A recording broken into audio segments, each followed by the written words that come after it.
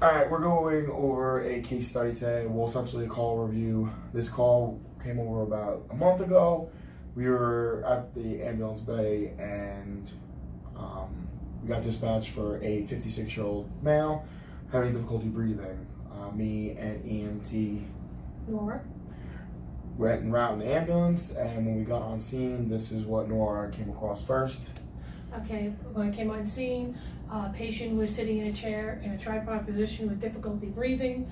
When I spoke to the family, they said that this is not the first time he has a history of this, having attacks, this being the worst one he had so far. Upon taking this history, he has a history of smoking for over 20 years. He has a history of asthma, and his lifestyle is very, doesn't do much, not very an active individual. So as we go on, and I presented this history to my colleague Matt, and from there we are showing. So while she was getting the history, I began to evaluate our patient. This is Bob. This is an accurate rendition of what he actually looks like. Poor man is balding. That's hard for me to breathe, you see. Bob. So he looks quite sad. Initially, when I got there, as EMT Nora said, that he was bent over, tripoding position, and we could clearly see he was having a hard time breathing. So I gave him some supplemental oxygen to begin with. I threw him on a nasal cannula at 4 liters just to give him a little bit of relief. It said it did help him. As I began to do my assessment, the first thing I did was put a SpO2 sensor on him, which looks like this. Keep one in my pocket all the time. Upon evaluating that, his SpO2 levels were quite decreased. Normally you want to be 96 to 100 in a healthy person. He was at 88, which is very alarming. So his respiratory rate, when we were there, he actually stood up to go grab something. I told him to sit down, but he didn't want to listen to me.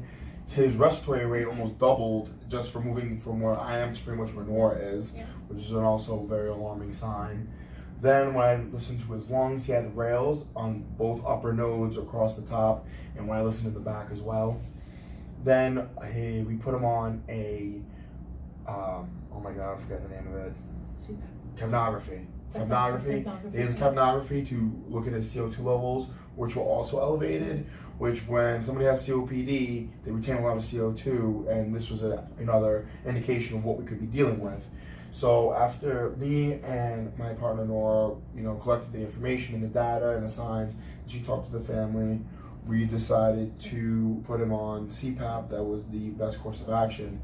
Now my colleague is going to go over what CPAP actually does. Okay, CPAP, what it is forced air to help the patient breathe, and his mask on his face, and it more pressurized oxygen into his lungs to help him better breathe.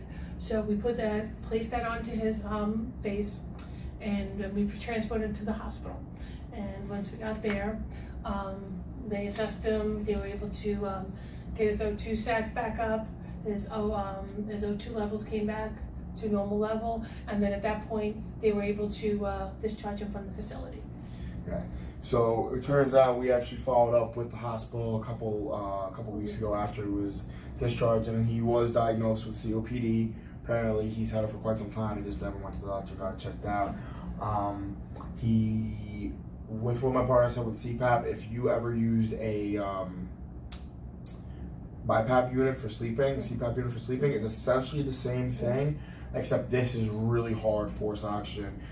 Especially we also use this with people that have CHF, congestive heart failure. When the fluid builds up in the lungs, it helps push it all out to allow the oxygen to get back into the alveoli.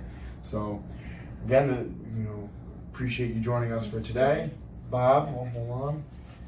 Bob went from sad. Happy Bob. Now we have Happy Bob because he can breathe again. All right, have a good one.